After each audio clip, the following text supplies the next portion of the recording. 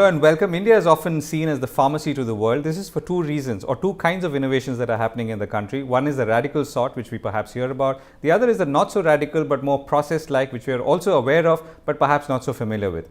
I'm joined now to discuss this and understand how this is happening and how this is driving the future of India's pharmaceutical industry in general and innovation in specific. Charles Dhanaraj, Associate Professor of Management and Schemener Faculty Fellow in the International Business at the Kelley School of Business, Indiana University. Charles, thank you very much for speaking with us. Hey, thank so you. It's a fascinating thought, right? I mean, we always think that process innovation is something to be looked down upon and only focus on the big stuff that will come out once in a way and that will give us the glory. But what you're saying is that it's really a combination of all this which makes India a strong force to reckon with in the pharmaceutical industry. That's true. I mean, if you think about it, it's all through the spectrum, right?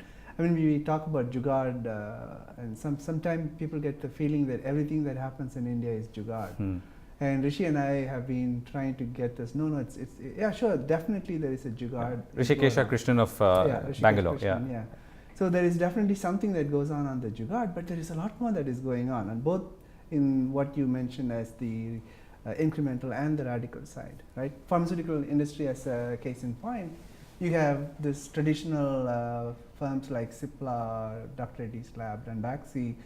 All these have pretty much, today India is known as the pharmacy to the world because these guys have figured out a way how to produce the same drug at the comparable fraction quality of the cost. at a very small fraction of the cost, right? And that is an innovation. In fact, and that's upset a lot of people, like all the big pharma when it came to aid drugs and so on. Yeah, and the institutions are changing. In fact, the whole Hatch-Waxman Act and all that, like the whole institutional context in the global scene is changing. What once upon a time Cipla was seen as the renegade or the criminal, today it's being admired as the savior to Africa, right? Correct. So things have changed, but these do not come at a trivial. To come up with an engineering process, it does take a lot of time. It does take a lot of talent and investment. What India has been able to do, if it was so simple, today you should be observing it in many countries, but you don't, right? Even next to our neighbor China, you don't see that. Right. So that's happening. But that's but how has that happened? I mean, now that you say it, I mean, how did India manage to succeed in this kind of process innovation, and maybe a country like China has not? Is it because they've not tried hard enough, or have they tried and not succeeded, and where so? I think one is our own natural endowment. I think India produces such a large number of chemists. In fact, today we are the gold mine for chemists. I mean, if anyone wants one of the best chemists, they will come to India, right? So we have a large number of chemists, and you have this whole network of public research laboratories that were triggered by Nehruvian vision, and that has sort of given some landscape to provide the background for what we did. And to a large extent, sure, Indira Gandhi's 1978 patent law reforms, which basically allowed firms to re-engineer. All these have created this process capability, right? And in fact, the export markets have opened up. In fact, if you think about it, if the export markets had not opened up, we would not be where we are. Correct. Right?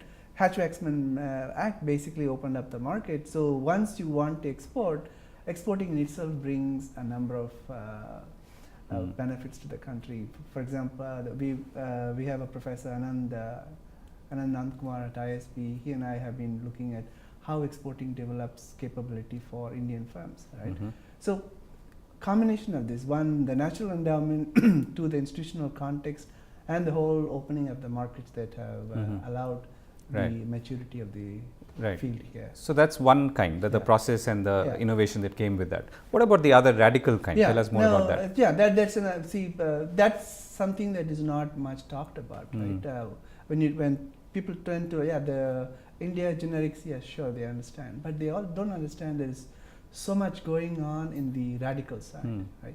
For example, Biocon, a company based in Bangalore, it's working on oral insulin. In fact, it is a very complex area. Oral insulin, in the sense you take a tablet instead of injecting yourself, and obviously the benefits are phenomenal. And of course, the idea is intuitively very nice, and a lot of firms have ventured and they have not succeeded. But Biocon is able to get in. See, one of the things that allows Indian firms to get into areas which are which other firms have tried, tested, and dropped, is our own cost structure, right? In the sense, because we are low in the cost of, low cost scientific innovation is lower in cost. You can afford to do 10 experiments where, for example, what an American firm can do in one experiment, the same budget, an Indian firm can try 100 experiments, right? But is that really happening? That is happening. Okay. It is not happening like in large numbers everywhere, but there are pockets happening. You see that in Biocon, you see that. So you're saying they're doing far more experiments for the same amount of money or budget than maybe their American counterparts? Oh yes. You can try 10 different combinations. See here, radical innovation is always like a high failure. You have to expect high failure. So the probability of success is 1 in 10,000 or 15,000. So which means you have to have the capacity to do multiple, very large number of trial and error. And that's how you come to a final product.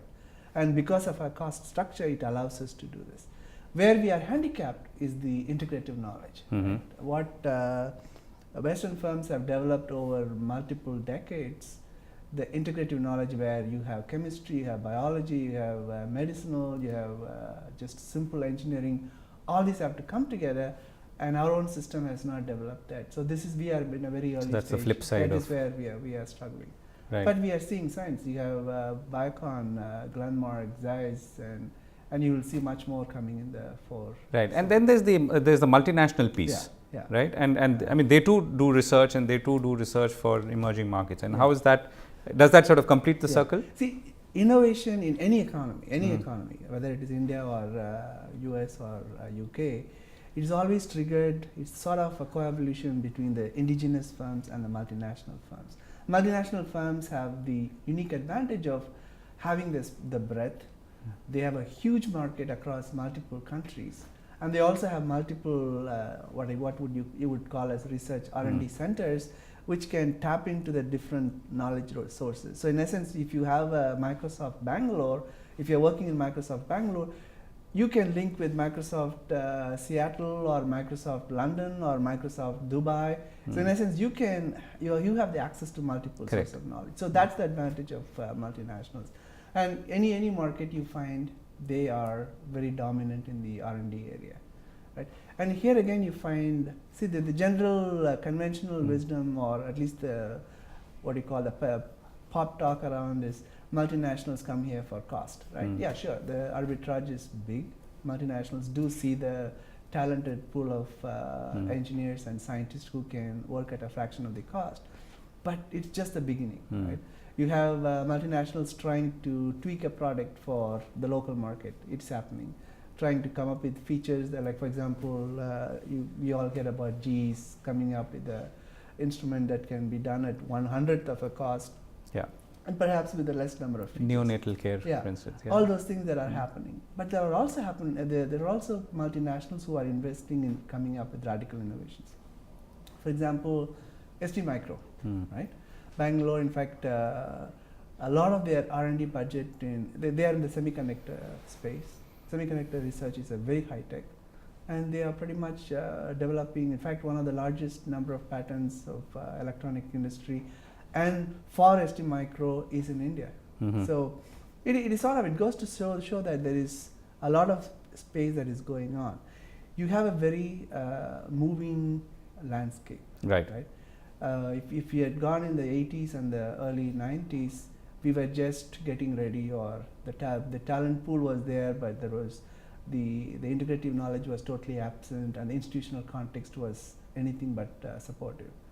You go today, it's 2014, now it is like there is a very large talent pool not only good but also highly linked, right? In the sense, it's not just your talent alone. Flat world. Social capital, right? Yeah. So at the press of the button, this guy can talk to a US guy or a UK guy. So you have a human capital that is intrinsically high value, and it also has a very high social capital. So put that two together, you got a fantastic pool of people. Right. And you have companies which are willing to invest. See, the market ups and downs, you'll have to take it in a sense. Today, R&D budgets can be slashed.